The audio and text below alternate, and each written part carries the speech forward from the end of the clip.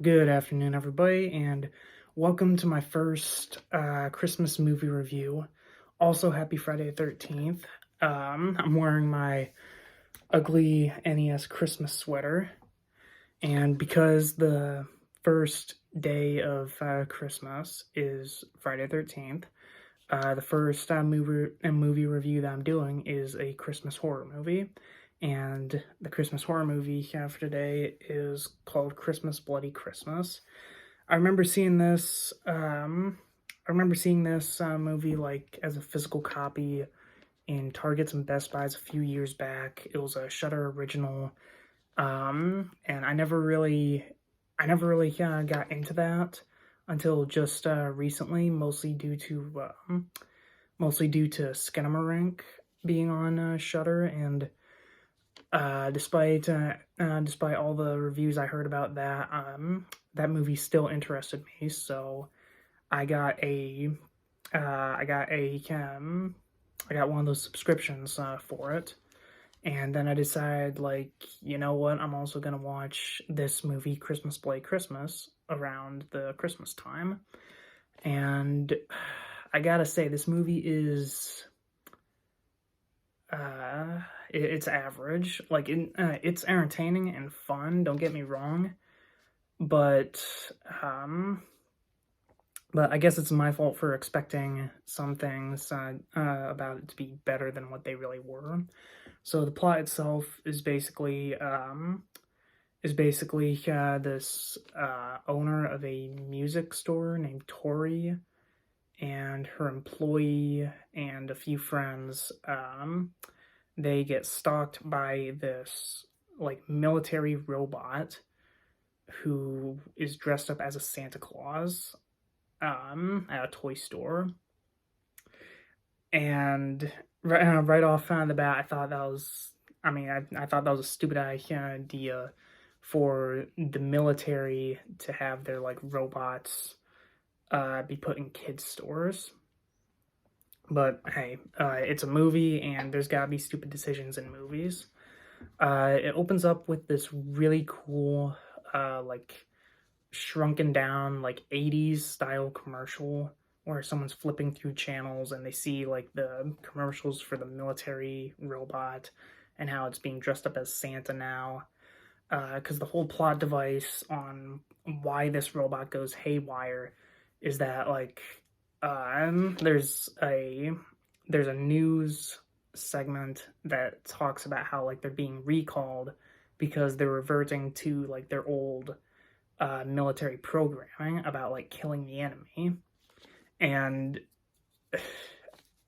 I mean, as interesting as that exposition is, it I think that basically the movie happens because of a coincidence, right? Where like Jason Voorhees or Freddy Krueger come back because like the main characters, they usually go off and like do something stupid. Where like in the Jason movies, somebody accidentally disturbs his sleep, so he rises up from the grave, or Freddy Krueger comes back through various methods. The one that comes to mind is like a dog in a dream pees on his corpse and he comes back alive. But for this one, like the robot Santa like just goes on a killing spree, like just out of nowhere, basically. And to me, it's really weird. But anyway, the film itself is entertaining, as long as you don't um as long as you don't like expect it to be like a masterpiece of horror. Like, I can see this being like sort of a cult classic in a few years. Just not like a groundbreaking horror film. There's not a lot of people in the cast that I recognize except for Jeff Daniel Phillips. He plays the sheriff in this movie. I only recognize him from being in a bunch of Rob Zombie movies such as Three from Hell, Halloween, Lords of Salem, all of those movies. So it was nice to see him as a friendly face in there. But he's the only one I recognize. I don't recognize anyone who plays as Tori. I don't recognize anyone who plays as like anyone else. Um, but either way, that's all right. Tori's a pretty badass final girl. This especially since this movie is basically Terminator, but with Arnold Schwarzenegger dressed up as Santa, if that makes sense. Speaking of, the kills are okay in this film. Like they're really bloody and gruesome. I will give them that, but they're all variations of axe kills. And well, I like horror movies and I like variety in kill scenes. Like where again, going back to the whole Jason and Freddy movies, like they basically never kill they never kill two people the same way, or almost always. At least in the in each installment, they don't kill someone twice the same way. But here, like Santa just goes off killing a bunch of people with an axe. He does get a few kills in with a shotgun, which I think was actually pretty cool because most slasher villains don't use guns, except for like Art the Clown. But here, like he kills like multiple people with a shotgun or like explodes them, and I thought it was pretty cool. Unfortunately,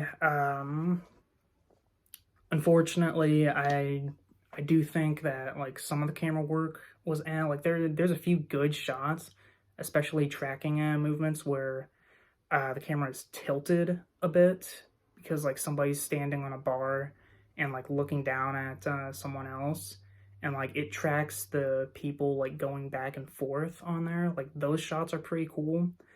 But for the robot itself, I think that the camera movements, especially the POV shots of the robot, were unfortunately very uninspired. Like you guys have seen in the Terminator movies, where you're looking through the Terminator's POV, and like everything's like drenched in a red, like in like a red color, and there's text constantly flying across on the screen. There's like a crosshairs every time the robot is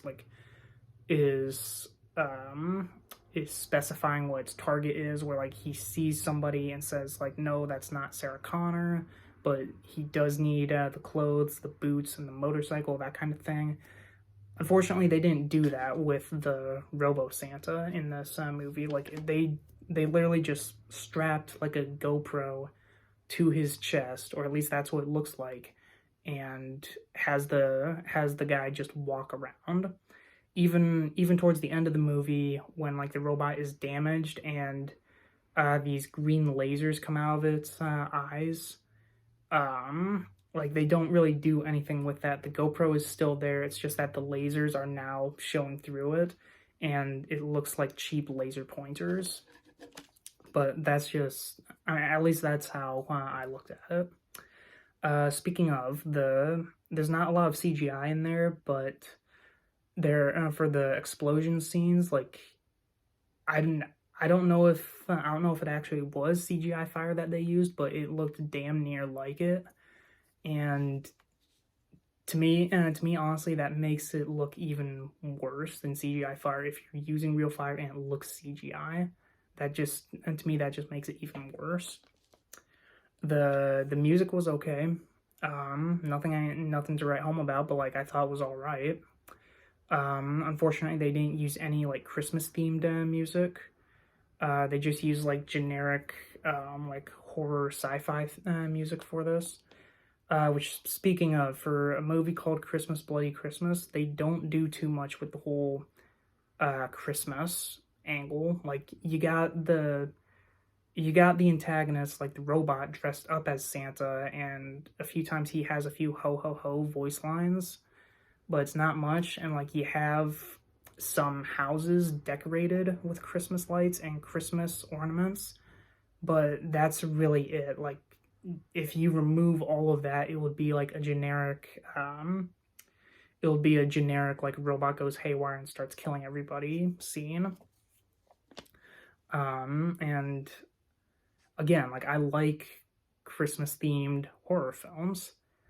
Like, so it kind of sucks that they didn't really go that route for this. But anyway, bottom line was this movie was okay. Oh, one more thing about the robots POV. Like, again, I've said this multiple times. Like, I do have a bias against it because like I've already said in many reviews, including my reviews of the Halloween films, that I do not like it when you're seeing through the villain's eyes. And like you can find a bunch of other movie reviews that I've done for just for this point. But that's all I'm gonna say about that, and that pretty much wraps up my review of this film as a whole. Like, overall, like, it's still very entertaining. I wouldn't say it's something to watch during the Christmas season, though. Probably more watch it during Halloween. But for what it's worth, I still think that they did all right with what they had. But that's it for this review, and I'll see you guys tomorrow for another one because my 12 days of Christmas reviews are just getting started. Bye, everyone.